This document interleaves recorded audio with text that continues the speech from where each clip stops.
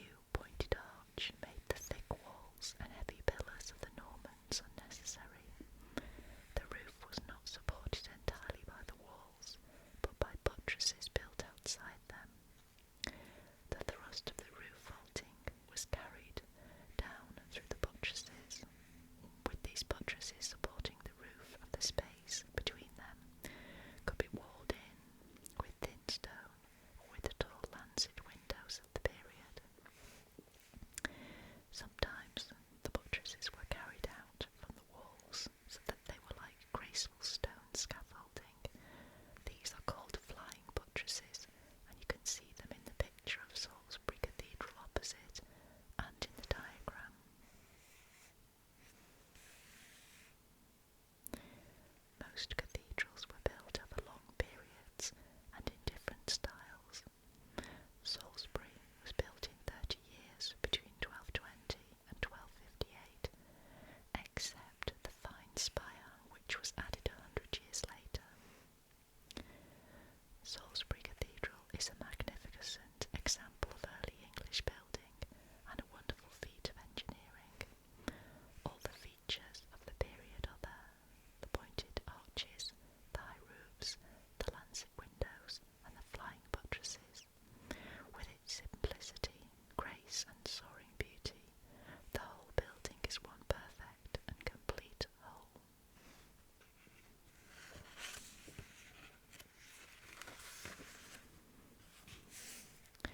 Pillars and cloisters. The new way of building, with the light and strong pointed arch and the buttress to take the thrust of the roof, made it possible to use slender pillars in place of the old thick ones of the Normans. The early English pillars were built of solid stone, delicate and carved to look like a group or cluster of thin pillars bound together. Sometimes there were thin dark pillars attached to the stone ones, which ran right up to the roof. These were made of Purbeck marble, which came from South Dorset. The main pillars of Westminster Abbey, shown in the picture, are solid Purbeck marble, and you can see how they soar upwards to the high vaulted roof. King Henry III built the present Westminster Abbey to replace the building of King Edward the Confessor of 1065. Most of it was finished when Henry died in 1272, a royal abbey to the glory of God and a fitting setting for the splendour of the coronation of the kings of England. Many of our cathedrals were originally abbeys, where monks lived under the rule of the abbot.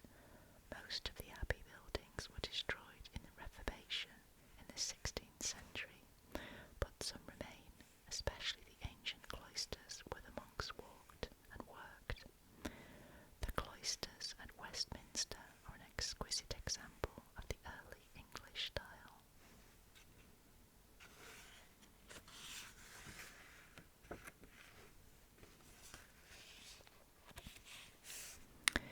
The Decorated period. The early English period was followed by the Decorated, dated 1300 to 1400. It was the period when builders began to add decoration to the shapes which developed in the previous century. More ribs were put into vaults or roofs, and where the ribs crossed to form a star shape, they put carved centerpieces or bosses. When the bosses were painted, the effect of carved stone and bright paint was very rich. A new kind of curve, called the ogee, began to show itself in the tracery of windows, and it was used to decorate arches and doors. The Decorated period produced glorious windows with delicate stone tracery, flowing into beautiful patterns. When the spaces were filled with coloured glass, the effect was truly beautiful. The great east window of Lincoln Cathedral of about 1288 is a fine example of the transition from early English to Decorated. Lincoln has two famous rows or round windows, one called the Dean's Eye and the other the Bishop's Eye. The first has the same glass which was put in before 1235. Some of the finest windows in Britain are in York Minster. Most ancient stained glass has disappeared during the past 6 centuries to be replaced by